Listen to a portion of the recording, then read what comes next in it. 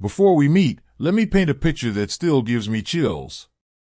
It was a Tuesday morning, clinic quiet, sunlight crawling across the floor tiles. The phone rang and a shaky voice on the other end said, "Doctor, I'm lying in my kitchen. I can't move my leg." It was Mrs. Alvarez, 76, lively, witty, the kind of patient who always remembered my children's birthdays. 10 minutes earlier she'd reached for a glass of water, felt the world tilt, and went down hard.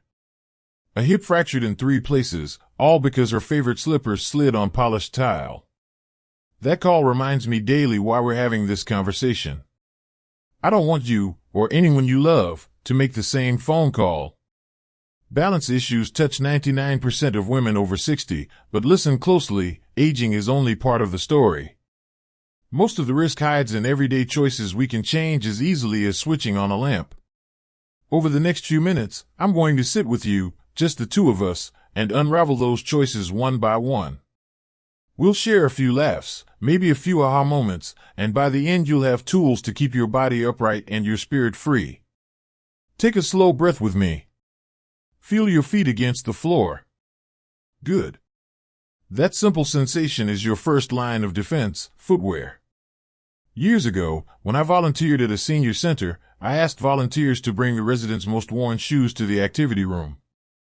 We laid them out on a long table, slippers with satin bottoms, loafers as thin as cardboard, ballet flats so bent they resembled taco shells.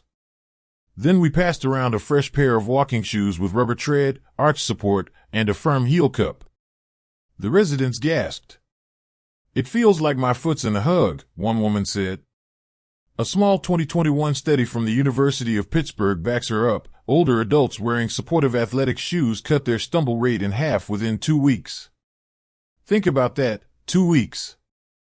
If your favorite pair is a sweet memory from the 90s, keep them for photographs, not for pavement. Try this home test. Place your shoe on a countertop and press a thumb into the midsole. If it caves like warm butter, it's time for an upgrade.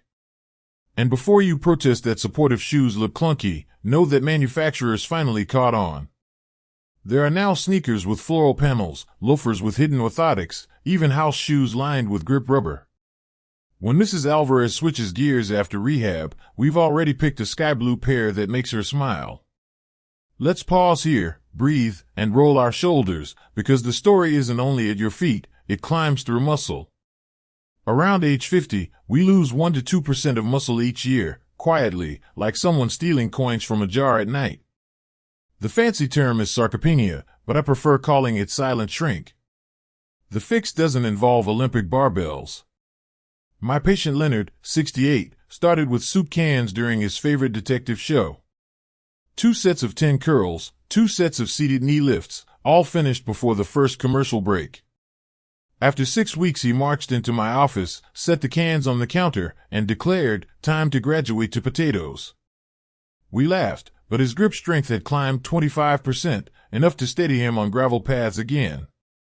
A 2022 meta-analysis in Aging Research Reviews confirms what Leonard proves: even low-load resistance done 3 times a week rebuilds functional muscle faster than you'd think.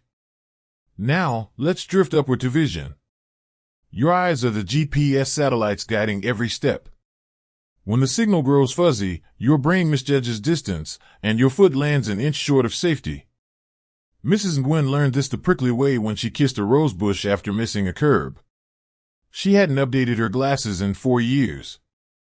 Once her new lenses arrived, with an anti-glare coating that sharpens contrast, she told me walking at dusk felt like someone turned up the definition on life.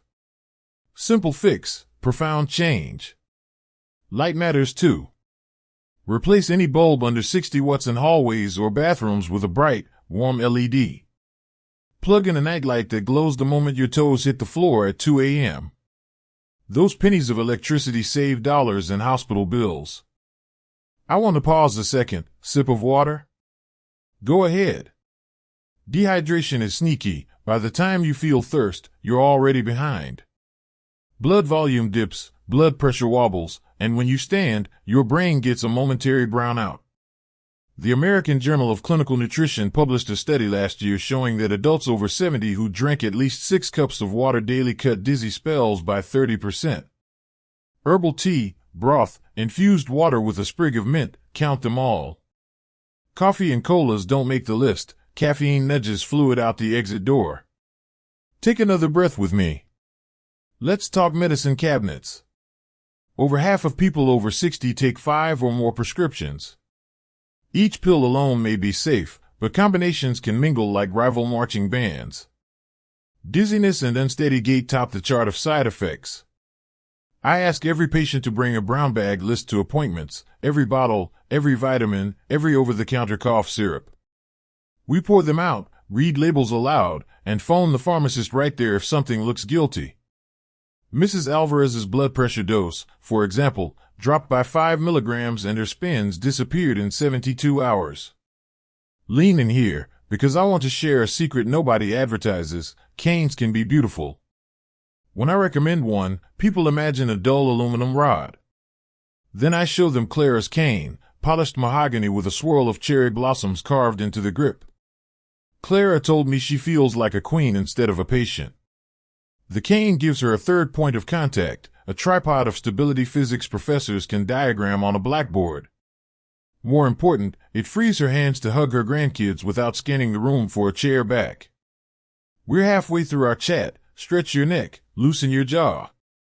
Good. Balance itself is a skill, the body's version of playing piano. Stop practicing and the notes fade. Practice a few minutes daily and the tune returns. Here's a playful drill. While brushing your upper teeth, stand on your right foot, switch to the left when you reach the lowers. Another, walk a tightrope line across the kitchen floor, heel touching toe, arms relaxed at your sides. At first you'll wobble. After a week you'll glide. A small 2023 trial in Frontiers in Aging showed that 10 minutes of such exercises 3 times a week improved reaction time to a shove by 20%, the difference between a stumble and a story you'll laugh about later. Now picture your home as part of your medical team. Rugs that once felt cozy can curl into booby traps. Cords snake across the living room floor like mischievous eels. That single step from garage to kitchen grows taller every winter. I ask patients to invite a friend over, hand them a bright-colored Post-it pad, and tag every spot that looks iffy. You'll be shocked by the confetti. Replace slippery mats with rubber-backed versions, anchor cords behind furniture, install grab bars. Yes, the installation crew nowadays can match them to your bathroom decor. Swap dim bulbs for 75-watt warm LEDs. These fixes cost less than new tires for your car but protect the only frame you'll ever live in. Let's take a gentle breather. Maybe shift in your chair, unclench your toes. I want to circle back to mindset, because fear itself can trip you faster than loose gravel. When you doubt your body, you walk stiff, stride short, eyes glued to the ground. Confidence, by contrast, lifts your chest, lengthens your gait, and tells your inner ear, we've got this. Think of every tip we've covered as a vote for confidence. Each supportive shoelace, each sip of water, each light bulb change whispers, I choose strength. I know skeptics will say, falls are part of getting old. Let me counter with data from the Centers for Disease Control. 1 in 4 Americans over 65 falls each year, but over half of those falls involve at least one preventable factor: poor shoes, poor lighting, medications, or clutter. You wouldn't drive a car without seatbelts just because accidents happen. Likewise, don't walk through life without your balance belts fastened. We're approaching the home stretch now. Picture tomorrow morning, you swing your legs over the side of the bed, slide into shoes that hold your arches like a firm handshake, stand on one foot for 15 seconds while electric toothbrush bristles hum. Sunlight pours through windows because you opened the curtains wide. At breakfast, a tall glass of water stands beside your oatmeal. Before lunch, you call the eye clinic to schedule an overdue exam. At dinner, you set your medication containers on the table and ask your granddaughter to help make a master list. One small choice topples into the next like joyful dominoes. I can almost hear your future self clapping from a year ahead, hip intact, stride steady, arms free to swing by your sides as you walk the boardwalk, inhale salty breeze, and laugh when seagulls dive for the popcorn in your grandchild's fist. Let's wrap our time together with gratitude. Thank you for listening, not just with ears, but with the courage it takes to imagine change. Remember Mrs. Alvarez? She's now 3 months post-surgery, back in her garden, pruning roses instead of falling into them. She wears that sky blue pair of supportive sneakers and keeps a cane nearby for long walks. She also started teaching a balance exercise class at the community center every Tuesday. Her first words to new students are my last to you tonight: falling down is an accident. Staying down is a decision. I've decided to stay up. If you find this helpful, give it a thumbs up. If not, type 0 in the comments, but if it helps, let us know by typing 1. And don't forget to subscribe for more life-saving health tips.